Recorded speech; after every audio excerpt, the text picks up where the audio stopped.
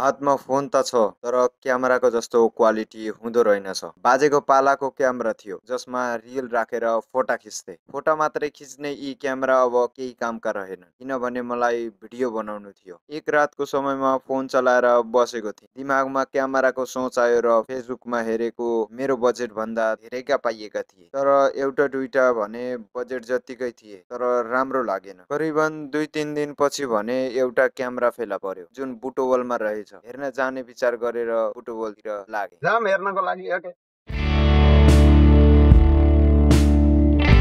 साथीलाई पनि लानु पर्यो भनेर साथीलाई फोन गरेर बोलाए। बाटोमा भने ट्र्याक्टरले देखाएको चर्ती कला।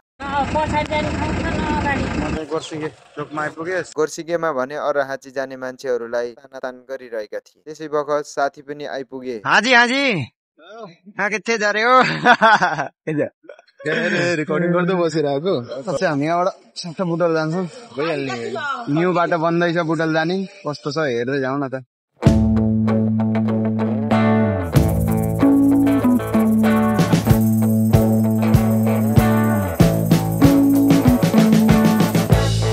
We've been living in sin so long, all the fields are gone.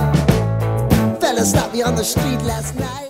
करिबन 1-1.5 घण्टा पछि हामी यो टावर जस्तो देखिने नयाँ र ठुलो भवन बनाउनका लागि प्रयोग हुने क्रेन रहेछ। यी पुराना संरचनाहरूलाई मर्मत गर्नुपर्ने हो तर सरकारको ध्यान त्यतातिर छैन। खै किन हो? ट्राफिक चोकबाट वी आर गोइङ टु भन्ने ठाउँमा जाने हो थाहा छैन। यहाँबाट कतिखेर हो गाडी आउँछ नि त्यसै बल्ल जाने हो। 5-7 फेर फोन हानिसकेपछि दाइले फोन रिसिभ गरिसकेपछि बल्ल हामी ढुक्क भयो कि क्यामेरा चाहिँ अब लिएर जान्छ भन्दा कसैले फ्रड गर्छ कि त्यही भएर झ्याउ लाग्छ कि कसम कुद्दा बुझ्छ कि आउने हाल्ने कुरा भइसक्यो। व्यवस्था खाएर जान्छौँ क्यामेरा हेर्नको लागि। हेरौँ कस्तो छ क्यामेराको कन्डिसन। पितुल पितुल भइरहेछ त्यस्तो होला क्यामेरा।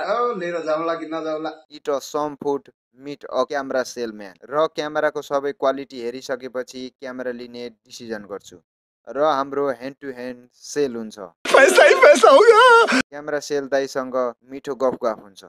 दाइसँग क्यामेरा लिएको होइन, सो मलाई चाहिँ क्यामेरा ठिक लाग्यो, राम्रो लाग्यो, म पर्चेस गरेँ होइन।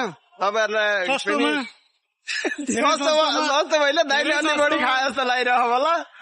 मोटा छ होइन, खाइ मोटाएर हेर्थ्यो त्यत्रो ध्यान लगाएको नि। अनि केही काम पर्यो भने सम्झन्छु भन्दै हामी त्यहाँबाट छुटिन्छौँ। सो क्यामेरा चाहिँ मैले लिएँ। ल आज त भयो, क्यामेरा आयो।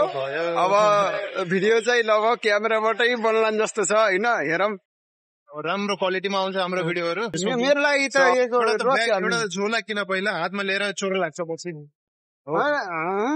बुटबलको गर्मीमा प्लेन बटर मिल्क याना कि गाउँले भाषामा मही खाँदै क्यामेराको निलगिरीबाट ब्याग पनि लियो।